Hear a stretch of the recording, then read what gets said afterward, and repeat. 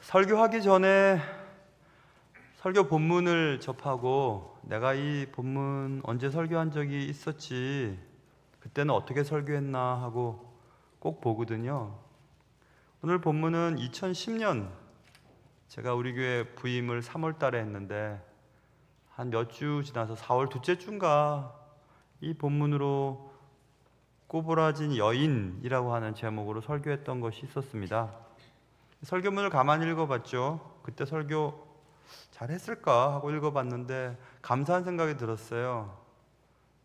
왜 감사한 생각이 들었냐면 그때보다 지금 성경을 더 많이 알게 됐구나라는 생각이 들었어요. 꼭 해야 될 말들을 그때 못한 게 있네. 잘됐다. 이번 주에는 꼭 해야지 하고 준비했더랬습니다. 그래서 오늘 의도한 건 아닌데 또 설교하기 전에 제 자랑을 먼저 하고 시작했습니다. 의도한 건 아니었어요. 하다 보니까 그렇게 됐어요. 그래서 15년 동안 그래도 주님의 말씀을 더 많이 배우게 됐구나 그런 생각이 들면서 얼마나 감사했는지 몰라요. 끝이 없구나 하나님의 말씀은, 그런 생각했습니다. 오늘은 한 여자의 이야기가 나오는데 그 여자를 오늘 누가복음의 저자가 누가거든요. 이름이 누가인데 누가의 직업은 의사 선생님이었어요. 의사 선생님이 볼 때 이 여자는 꼬부라져 있었다 이렇게 말씀하고 있어요. 영어성에 보면 밴드의 과거 분사에 벤트가 써 있거든요. 뒤틀려 있었다는 거예요. 어떤 성경은 트위스트라고 완전히 이렇게 뒤틀려 있는 거. 몸이 완전히 뒤틀려 있어요. 그래서 의학적인 지식을 가진 어떤 학자는 그의 책에서 스파이널 프로블럼, 척추 기형이라고 진단을 해놨더라고요. 척추가 기형이 돼서 바로 서 있을 수가 없는 거예요. 조금도 펴지 못하고 있었다. 18년 동안. 여러분, 잠 못 자면, 담이 걸려서 목이 잘 안 들어가면 하루 종일 그거 불편해서 어떻게 삽니까? 그리고 또 요즘에 몸이 약해지는 어떤 분들은 또 입이 돌아가는 경우들도 있잖아요. 입 돌아가는 분들 여러분 계시죠? 입 돌아갔을 때 얼마나 힘들어요. 침이 질질 흐르고 밥도 잘 못 먹고 마스크 써야 되고 얼마나 불편합니까? 근데 이분은 10년도 아니고 15년도 아니고 18년 동안 조금도 몸을 못 폈대요. 몸이 완전 꼬부라져 있어요. 뒤틀려 있어서. 얼마나 힘들었을까? 건강한 몸으로 사는 것도 힘든데 이런 모습으로, 특별히 또 여자가 이런 모습으로 나다니기도 얼마나 힘들었을까? 당대의 부인들은, 아내는 남편이 여러 가지 트집 잡고 내보내면 그냥 이혼을 당해야 됐던 때였거든요. 그러니 아마 분명히 혼자 살았을 것 같아요. 뒤틀린 몸을 가지고 무슨 일을 하겠습니까? 그러니 너무 힘들었을 것 같은데, 이런 본문을 읽으면 왜 이런 일이 생겼을까? 이런 생각이 들거든요. 근데 성경은, 그리고 의사 선생님인 과학자가 얘기하기를 이런 바이러스 때문에 이런 몸이 약해서, 또 의사 선생님들 할 말 없으면 늘 얘기하는 게 있던데, 할 말 없어. 스트레스를 받아서 할 말 없으면 꼭 그렇게 얘기해요.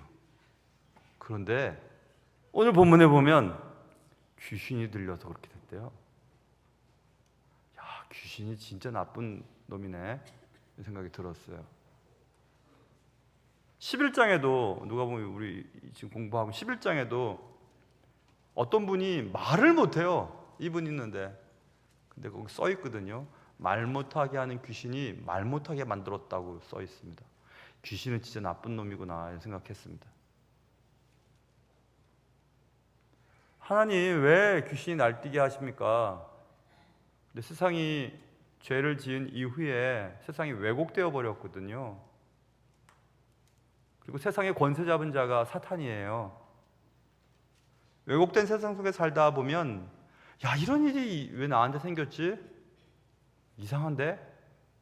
그렇게 생각할 때가 있는데 베드로 사도가 얘기합니다. 베드로전서 4장 12절에 그런 일 생기면 이상하게 생각하지 마라 이렇게 얘기합니다. 베드로전서 4장 14절에 4장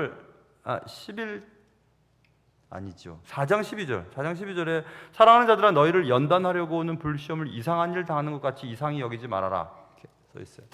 이상한 일이 아닙니다. 멀쩡하게 잘 지내다가도 사고를 당하기도 하고, 내가 착하게 살려고 하는데 억울한 일을 당하기도 하고 누명도 당하고, 멀쩡히 가다가 지난주 설교 말씀처럼 어려운 일도 만나고 사고도 당하고 그렇게 됩니다. 이상하다, 왜 이런 일이 생길까? 하나님 날 안 지켜주시나? 이런 생각이 들 때가 있지 않습니까? 그런데 사탄이 그렇게 했다고 써 있어요. 꼬부라져 있다고 말씀드렸습니다. 완전히 꼬부라져 비틀어져 있어요. 조금도 펴지 못한다는 뜻은 완전히 고추서지 못했다는 뜻이에요. 똑바르게 못하는 건 똑바르게 막 척추가 이상이 있으니까 얼마나 힘들었을까. 근데 그런 사람들을 보면 우리는 안 됐다라는 생각도 들고, 또 한편으로는 무슨 죄를 지어서 저런가 이런 생각도 들고, 또 한편으로는 나는 저렇지 않으니까 다행이다 이런 생각도 하고 그렇거든요. 그리고 괜히 그런 분들 안타까운 마음이 있지만 가까이 하기도 좀 불편하고 그렇습니다. 예전에 그 안양에서 제가 담임 목회할 때 주일날인데 예배드리러 가야 되잖아요. 가는데 빨리 가야 되잖아요, 담임 목사가. 근데 빨리 못 갔던 적이 있었어요. 왜냐하면 앞에서 어떤 여자분이 걸어가시는데 몸이 기형이셨어요. 근데 그분이 이렇게 가는데 희한하게 제가 가려고 하는 그 길을 앞으로 가고 계셨어요. 앞지르기를 못하겠더라고요. 앞지를 수가 없었어요. 그냥 막 두 다리를 갖고 있는 제가 막 갈 수가 없었어요. 그거 참 이상하죠. 못 가겠던데요. 그래서 계속 그냥 뒤에 쳐져서 이렇게 가고 있었는데 계속 저랑 같은 방향으로 가고 있어요. 그러다가 제가 담임하던 그 교회 바로 앞에 큰 교회가 있었었는데 그 교회로 쑥 들어가시는 거예요. 그래서 제가 마음이 너무 기뻤습니다. 저분 예수 믿는 분이겠구나. 그래, 예수 믿으니까 주일날 저렇게 몸을 해가지고 그래도 걸어가시고 교회 들어가시니까 마음이 놓이더라고요. 그런 거 있잖아요. 왜 너무 몸이 너무 힘든 분들 보면 마음도 안타깝고 그렇죠. 이분이 그랬습니다. 그런데 이 분을 보셨어요, 주님이. 어디서? 안식일날 회당 안에서. 그럼 또 두 가지 생각이 듭니다. 이분이 그런 몸을 가지고 사람들이 모여있는 회당에 왜 갔을까?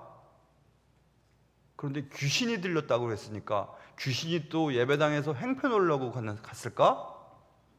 아니면 잠깐 정신이 들어왔을 때 예수님이라는 분이 계시다는데 그분이 막 병을 많이 고쳤다는 소리를 들었어, 나도 한번 가볼까? 하고 잠깐 정신이 들었을 때 그냥 조용히 와서 저 회당 저 구석진 곳에 가만히 앉아 있으셨던 걸까? 이런 생각들을 해봤습니다. 그러면서 회당에도 귀신 들린 사람이 있을 수 있구나. 네, 그렇습니다. 교회 내에도 귀신들이 돌아다닙니다. 귀신들이 다 돌아다녀요. 여러분 귀신 보이지 않습니까? 여기 귀신? 안 보이세요, 여러분? 제 눈에는 안 보여요. 제 눈에는 안 보이지만 하여튼 귀신이 예배당에 있을 수 있다는 거예요. 귀신 들린 사람도 예배당에 있을 수 있어요. 예수님 때도 그랬잖아요. 예수님 계신데도 귀신 들린 사람이 저기 가운데 있었어요.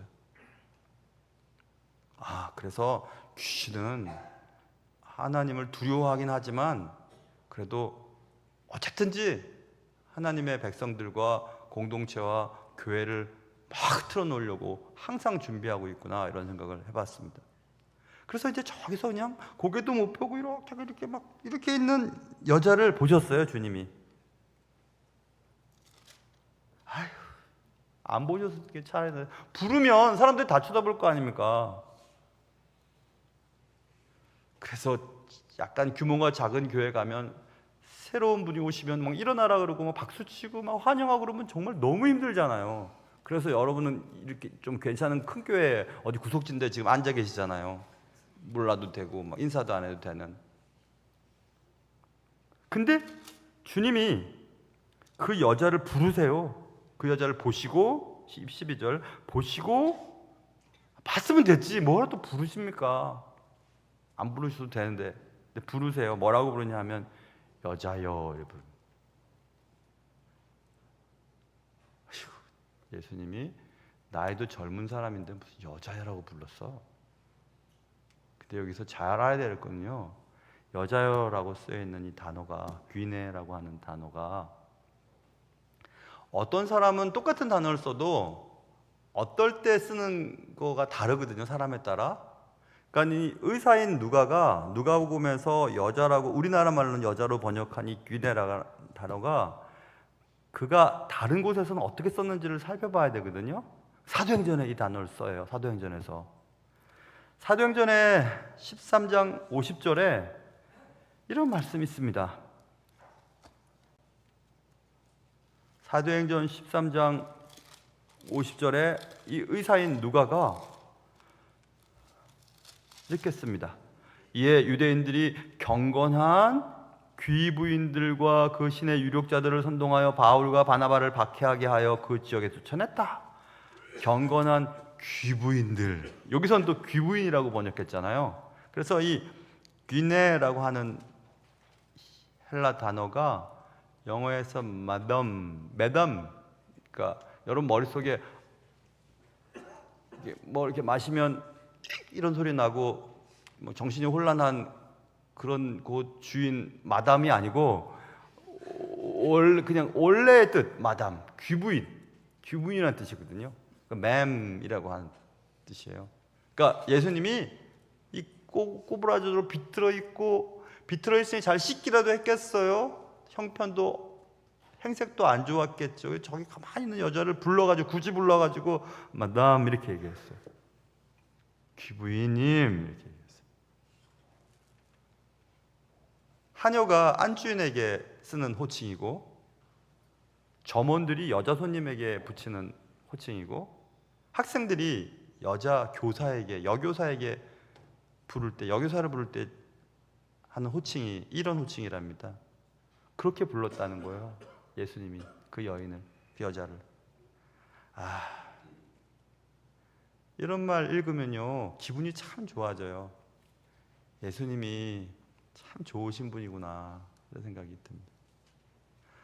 왜냐하면 사람은 다른 사람 흠을 보거나 잘못된 것을 꼬집어내거나 끄집어내거나 혹은 뭔가를 하여튼 보면서 비교를 하고 저 사람보다 내가 조금 나아야 계속 교제를 유지하려고 하거든요.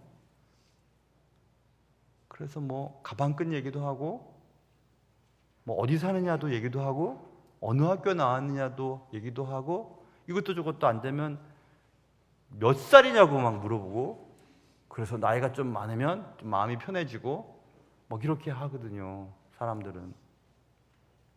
사람들은 그래서 보통 무엇이 잘못됐는지 무엇이 옳은지 그것을 찾는 눈에 발달되어 있습니다. 그런 눈이.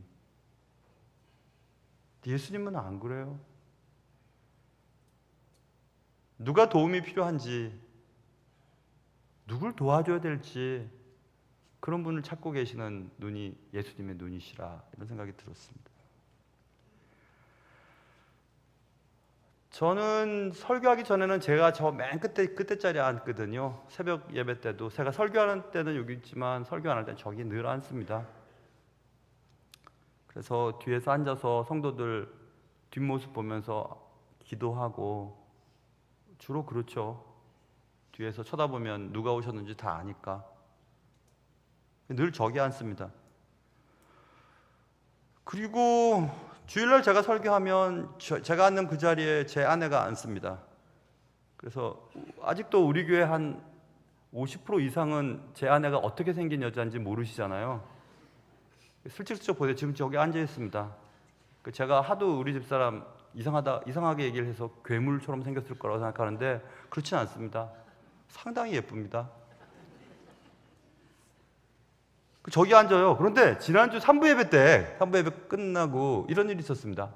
3부 예배 때 이제 3부 예배 막 시작하는데 어떤 여자가 머리를 막 길게 늘어뜨리고 빨간 머리를 또 빨갛게 염색을 해가지고 그냥 우리 딱 보기에 그냥 미친 같은 그런 여자가 막 들어오더래요. 그래서 집사람이 그냥 겁이 덜컥 나더라는 거예요. 예배 시간에 또 소리 지르거나 앞으로 튀어나가거나 그러면 우리 남편 가뜩이나 설교도 못하는데 더 설교 못하면 어떡하지? 생각이 들어가지고 겁이 나가지고 계속 기도했대요. 그분을 놓고 뒤통수를 놓고 계속 기도했대요.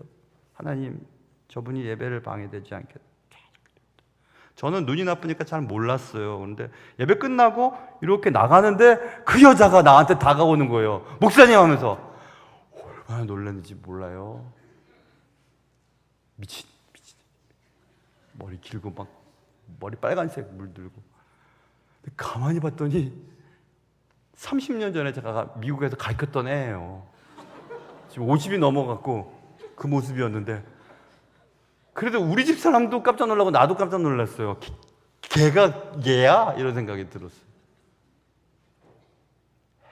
행세가 이거 완전히 이건, 그러니까 저도 10년 만에 이제 만났어요. 2016년에 미국 가서 만났고 얘는 26년 만에 한국에 왔어요. 그러니까 한국의 문화도 모르고 그냥 미국 사람이에요, 미국 사람. 그래가지고 그냥 빨간색 머리를 늘어뜨리고, 또 미국 사람들 머리 잘 못하잖아요. 우리나라 사람들 머리 잘하는데 머리도 좀 풀어헤치고 막.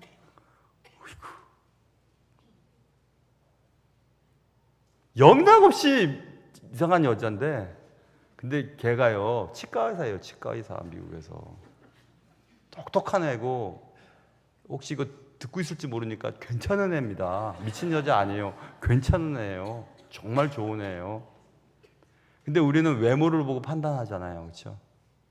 그렇게 입고 다니고 그렇게 물들이고 그렇게 옷을 입고 다니면 아유, 저 도른 사람 아니야 생각하잖아요.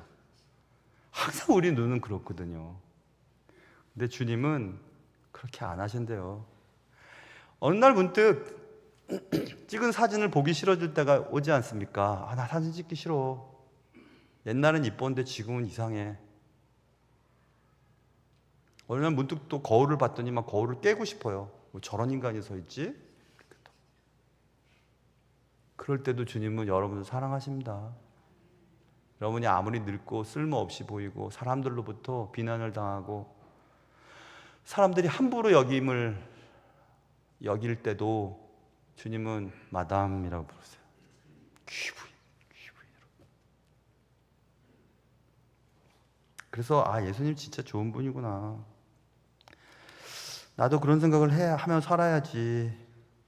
빨간 머리 들이고 막 머리 풀어헤쳤다고 이렇게 생각하지 말고 진짜 제대로 봐야지 이런 생각했습니다. 예수님의 눈은 그렇습니다. 항상 우리를 그렇게 좋게 보세요. 그러니까 나도 다른 사람을 볼 때 좋게 봐야 되겠다 이런 생각을 했습니다. 예수님의 눈은 그랬고, 예수님의 손이 어디 갔는지 보세요. 13절 보면 예수님이 먼저 12절에서 그 여자를 보시고 내가 내 병에서 놓였다고 말씀하셨지 않습니까? 말씀했으면 그냥 즉시 낫습니다. 18장에도 그것과 비슷한 얘기가 있는데, 18장 어떤 분이 눈이 안 보이는 분이었어요. 예수님이 지나간다는 소리를 듣고 예수님 막 부릅니다. 어디 계신지 모르니까 예수님 막 불러요. 그래서 예수님이 왜 그러냐 그랬더니 날 좀 불쌍히 여겨주십시오 라고 막 얘기합니다. 그게 뭘 하길 원하니? 두 말 하면 잔소리. 내가 지금 눈이 안 보입니다. 눈 보게 해주세요 얘기했습니다. 그러자 네 믿음이 너를 구원하였어 하고, 누가복음 18장입니다 42절에 네 믿음이 너를 구원하였어 라고 말씀하심에 곧 immediately 그는 곧 즉시 보게 되었다 써 있거든요.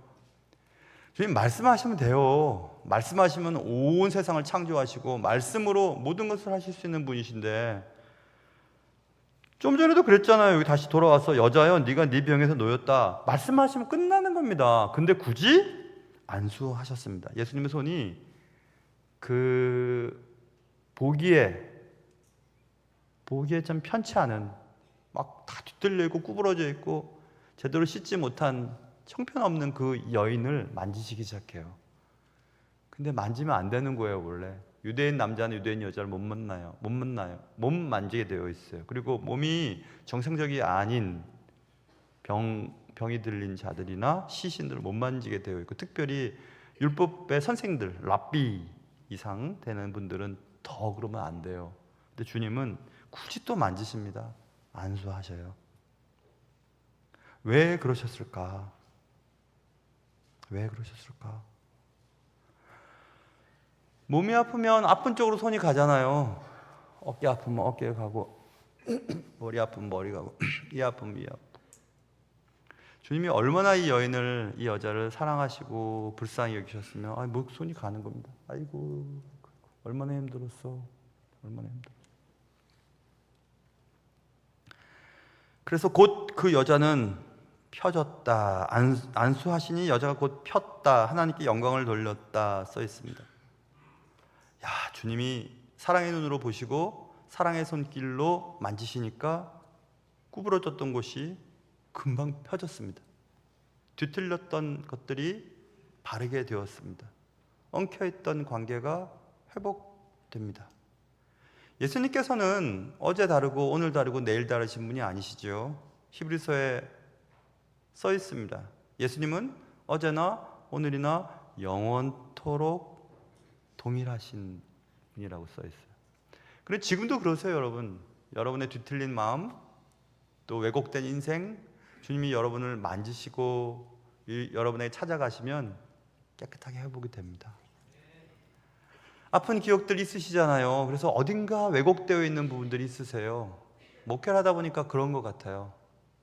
부모로부터 혹은 살아오면서 여러 사람의 인간관계 때문에 심보가 이상한 분들이 좀 제법 있습니다. 뭔가 뒤틀려 있어요.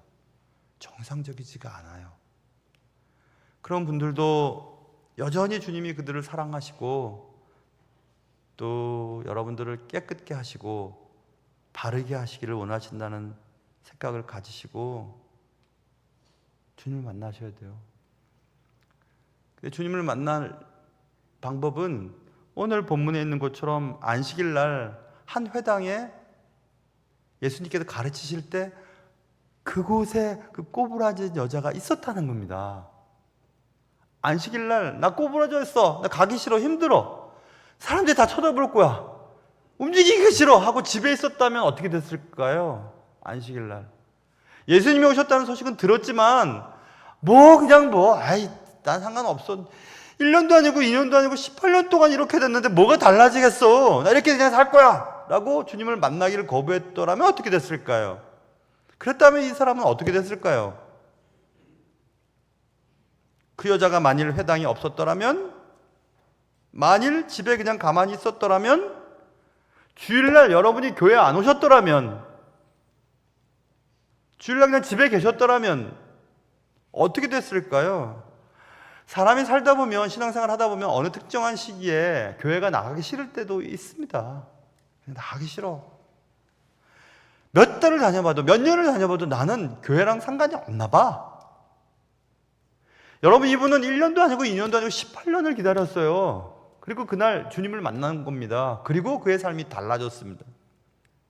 언젠가 여러분을 다 만나 주실 거예요. 그러니 항상 교회 오기를 기뻐하셔야 돼요. 고린도후서 6장 2절에 보면 보라 지금은 은혜 받을 만한 때요 보라 지금은 구원의 날이로다 그랬습니다.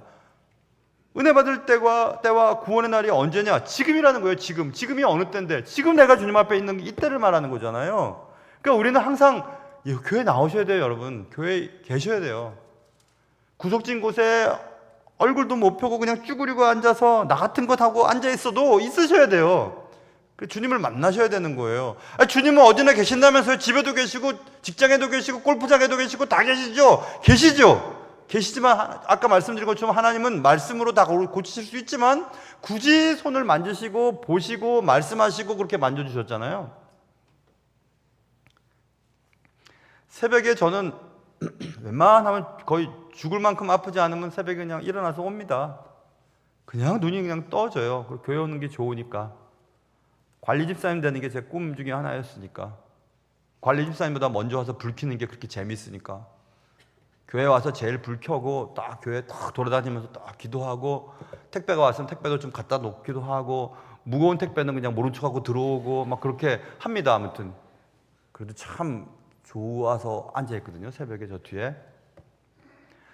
이 목사님은 새벽에 은혜를 되게 많이 받나 보다, 새벽에 가서 기도를 많이 하시나 보다. 안 그래요.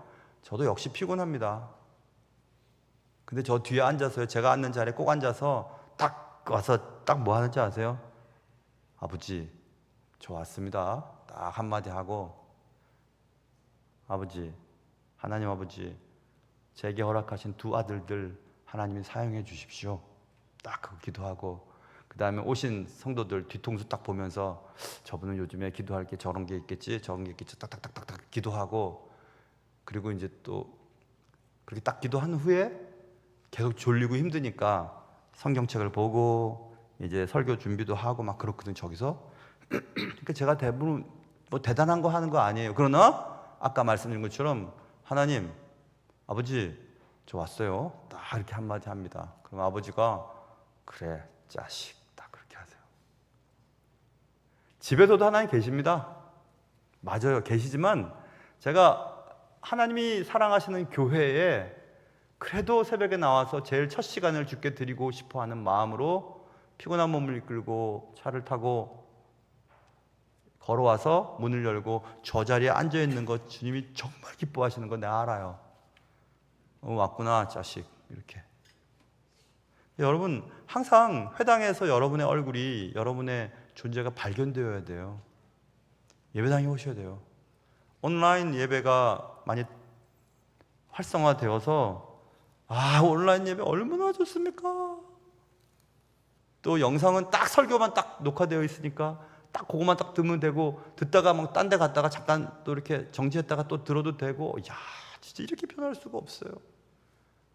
근데 제가 말씀드리겠는데요, 제가 예배학 공부를 했잖아요. 예배는 현장성이 굉장히 중요해요. 예배드리는 이 시간, 이 공간 가운데 하나님이 운행하세요. 이렇게 운행하세요. 하나님 만나주세요. 여러분의 마음을 만져주시고, 여러분의 생각 속에 찾아가 주시고, 우리가 아무것도 할 수 없는 이때에도 우리가 할 수 없는 그 일들을 하나님이 처리해 주세요. 하나님을 만나는 이 시간, 예배 시간에. 그러니 온라인으로 예배 드리면 그런 경험들을 얻을 수가 없어요. 지금 온라인으로 예배 드리시는 분한테는 미안한데 사실이에요. 그러니까 예배당에 꼭 앉아 계셔야 돼요. 그리고 주님이 날 보시고 계시다는 사실을 기억하셔야 됩니다. 그래서 저는 오늘 예수님의 손이 어디로 움직이는가, 예수님의 눈이 어디를 향해 있는가를 보면서 나도 예수님의 눈과 예수님의 손을 계속 따라다녀야 되겠다. 그럼 뭔가 일이 일어나지 않겠나? 이런 생각을 해봤습니다. 자꾸 확률을 높이셔야 돼요. 제가 수학 그래도 전공하지 않았습니까? 공부는 제대로 안 했지만 확률이 높은 게 훨씬 나아요. 주님께 자주 얼굴을 보여드리세요. 육부 예배가 지지난주에 만들어졌어요. 예배가 자꾸 없어지는 이 시대에 무슨 우리 교회는 또 오후 5시 반부터 드리는 예배는 뭐냐? 이름도 참, 틈새라면이냐? 틈새라면? 틈새 예배는 또 뭐야? 틈새가 있어요. 그 틈은 무슨 틈이냐면 암과 삶의 간격, 그리고 신앙과 바른 신앙 사이의 틈. 신앙이 바른 신학 위에 서 있지 않으면 흔들리거든요. 그런 틈. 그리고 온전한 예배를 드리지 못했어. 그리고 나는 어릴 때 종 땡땡땡 교회 종소리 나면 저녁 예배를 드린 경험이 있는데, 그렇지, 온전하게 저녁까지 주님께 드려야지. 내가 애들 돌보느라고 예배를 제대로 못 드렸으니까 저녁 육부 예배 때는 부모님께 애들 맡겨놓고 온전한 예배를 드려야지. 그리고 어떤 사람은 괜히 그냥 한 번 더 예배 드리고 싶은 분들도 계셔요. 괜히 그냥 한 번 더. 근데 그런 분들은 확률이 굉장히 높은 거예요, 여러분. 확률이. 오늘 육부 예배 여러분들의 인생이 달라질 수도 있습니다. 한번 근데 내가 아멘 3명만 안 할, 3명 할 줄 알았어요. 내가 정말 그렇습니다. 육부 예배 시작할 때 어떤 분이 목사님, 육부 예배 요즘에 사람들 잘 안 합니다. 오후 예배에 30%만 출석해도 성공이라고 생각하시면 돼요. 얘기했어요. 저는 속으로 아닐 겁니다. 하나님의 예배한 분들, 그리고 마음속에서 이런 예배를 기다렸던 분들이 있을 겁니다. 그런 분들이 올 겁니다. 난 말씀은 밖으로는 안 했지만 내 마음속에 기대는 있었어요. 그래서 그분들이 첫 주에 180 몇 분, 지난주도 180 몇 분, 우리 교회 출석 1000여 명 정도의 5분의 1이 참석해요. 육부 예배. 대단한 거 아니에요? 제가 이 얘기를 계속 강조하는 것은 오늘 3번째인데 3번째 때는 또 사람이 안 올까 봐 내가 이렇게 강조하는 겁니다. 근데 여러분 사실이에요. 예배를 많이 드리면 많이 드리는 사람이 훨씬 나요. 그건 틀림없어요. 우리 장로들 신앙이 좋으신 게 이유가 있는데 여러 가지 이유 중에서 2번씩 드리는 장로님들이 계세요. 주일 예배. 한 번 듣는 것보다 2번 듣는 게 낫겠죠. 우연히 오늘 한번 불현듯 갑자기 약속이 취소되고 어디 갈 데도 없고 집에 있기도 그렇고 그냥 그러신 분들은 육부예배 한번 나와보세요. 오늘부터는 정말로 신학이 이제 들어가요. 지난주까지는 서론 부분이었고 신학이 무엇인가? 그리고 오늘부터는 신학 강의 첫 시간이에요. 성경론의 계시 부분이에요. 뭐 안 들으셔도 돼요. 근데 그냥 저는 그렇다는 거예요. 좀 그런 거 갖고 저 상처받고 그러지 않습니다. 그런데 여기서 굉장히 중요한 일이 생겼잖아요. 그렇죠? 한 여자가 삶이 달라졌어요. 아유 정말 잘 됐나 해피엔딩이다 끝나면 좋을 텐데 꼭 개구장이들이 꼭 못된 애들이 하나씩 있는데 거기 보면 14절에 보면 회당장은 그 회당의 장이니까 지금 말하면 담임 목사 같은 사람이죠. 근데 이 사람이 화를 내는 거예요. 막 화를 내. 안식일에 병을 고치는 것을 분내어 무리에게 이르되 일할 날이 엿새가 있는데 그동안에 와서 고침을 받을 것이지 왜 안식일에는 하지 말라고 하는데 왜 안식일에 병을 고칩니까? 하면서 화를 내는 겁니다. 18년 동안 고생당한 여자가 지금 고침을 받았는데 병 고침을 받은 그 여인이 중요한 게 아니고 이 사람은 율법의 조항이 중요한 거예요. 안식일날 쉬라 그랬는데 왜 병을 고치냐고 하면서 뭐 이런 얘기를 합니다. 그러자 예수님이 회당장님 이건 이렇고 이렇게 그렇게 얘기 안 하세요. 갑자기 그냥 주님께서 이 외식하는 자야 이렇게 얘기합니다. 위선 떨지 마라 이렇게 얘기합니다. 위선자야 이렇게 말씀하셨어요. 위선이다 너는. 율법 조항을 지킨다고 하지만 실제로 율법의 완성은 뭐냐? 사랑 아니냐? 사랑하면 율법을 완성한다고 하지 않냐? 사랑이 뭔데? 하나님을 사랑하고 이웃을 사랑하는 거다. 사랑의 이중계명을 실천하는 거다. 그러면서 주님이 놀라운 말씀하십니다. 한번 생각해 봐봐. 외식하는 자. 잘 들어봐봐. 너희 집에 소나 나귀가 물을 못 먹고 죽어가고 있어. 근데 안식일이야 그날이. 그럼 죽어가게 내두겠냐? 아니면 소와 나귀를 풀어서 물을 먹이겠냐? 당연히 물을 먹이죠. 안식일 날에도 소와 나귀를 살려야 되니까. 그렇다면 소나 나귀보다 못하냐? 하나님의 백성이 그 얘기를 하는 겁니다. Lesser to greater argument라고 하는 경중논법, 경중논쟁이라고 하는 이 화법을 사용하세요. 작은 걸 얘기하고 작은 것도 인정이 됐어. 그럼 큰 거는 당연한 거지. 이런 얘기를 누가복음에 굉장히 많이 쓰였습니다. 예수님이 굉장히 많이 말씀하셨어요. 누가복음 11장 11절부터 13절에 아버지가 있는데 아버지가 아들이 아버지 생선 주세요라고 하는데 생선 대신 뱀을 주는 아버지 있냐? 없지. 아들이 달걀 달라고 하는데 알 달라고 하는데 전갈을 던져주는 아버지 있냐? 없죠 당연히. 그래 아버지 악한 아버지라도 그렇게는 안 한다. 근데 하늘의 아버지가 너희들이 좋은 거 달라 그러면 나쁜 거 주겠냐? 이렇게 얘기를 하죠. 팍 뛰죠. 낮은 곳에서 높은 곳으로, 하위 개념에서 상위 개념으로, 작은 곳에서 큰 곳으로 뛰는 그게 경중논법인데 이 논법을 계속 사용하세요. 12장 6절에도 이런 말이 있죠. 참새 5마리가 2아사리온에 팔려. 참새 5마리가 2아사리온에 팔려. 한 아사리온에 2마리씩 팔리는데 2아사리온에 5마리 팔리니까 한 마리는 덤인데 그런 걸 하나님이 다 하셔. 그리고 먹이시고 다 입히셔. 그런데 하물며 너일까냐? 너일까 보냐? 이런 얘기하면 푹 뛰잖아요. 그렇죠? 참새와 훨씬 다른 우리, 너희. 참새도 돌보는데 너희 안 돌보겠냐? 뭐 이런 얘기 하시고. 12장 25절부터도 뭐 백합화 봐봐. 솔로몬의 모든 영광으로도 입은 것이 입고 다는 만큼 훌륭하지 못하지 않냐? 야, 백합화도 내가 입혀. 너희들 입는 거 먹는 거 걱정하지 마. 너희들은 그보다 더 중요해. 이런 얘기도 하시고. 18장으로 넘어가면 18장에도 그런 말이 있습니다. 계속 그렇게 쓰십니다. 주님은 이해를 못하니까 사람들이. 18장 이건 뭐 아무튼 그래서 그렇게 계속 경중 논법을 계속 사용하시는 것이 예수님이셨거든요. 그래서 지금 생각해 봤습니다. 꼬부라졌던 사람은 이 여인이 여자가 아니었고 회당장을 비롯해서 예수님이 하신 일에 대해서 화를 내고 있는 이분들이 진짜 꼬부라진 사람들이었구나, 뒤틀린 사람들이었구나 생각했습니다.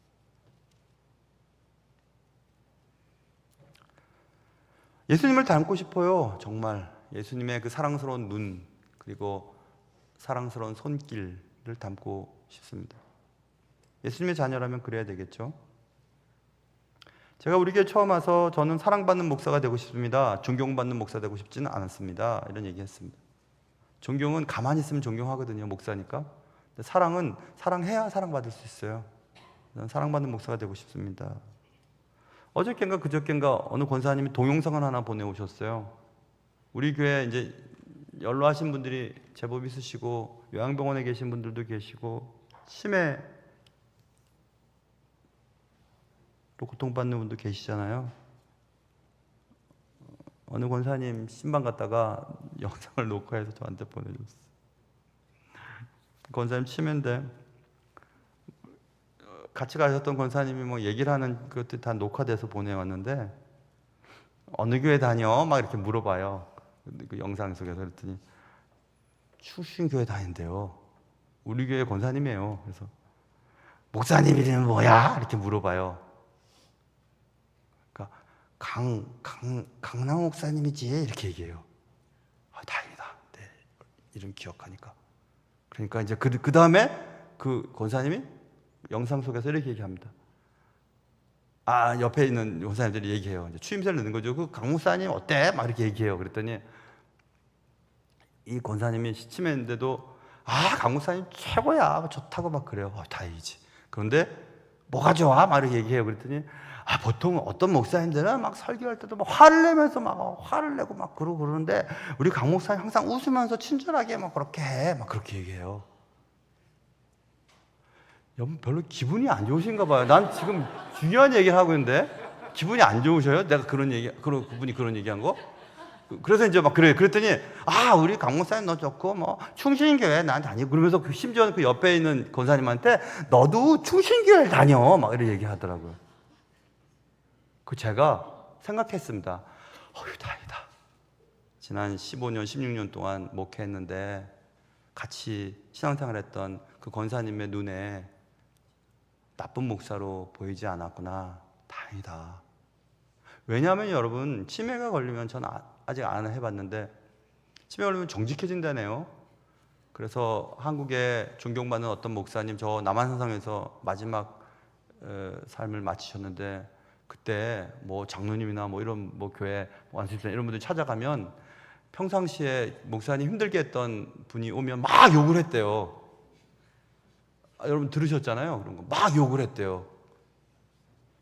그러니까 가보면 내가 목사님한테 어떻게 했는지 드러나는 거예요. 가보면. 그러니까 저랑 집사람이랑 그런 얘기하면서 집사람이 저한테 그렇게 얘기했어요. 당신도 잘 참는 성격이니까 그때 풀어.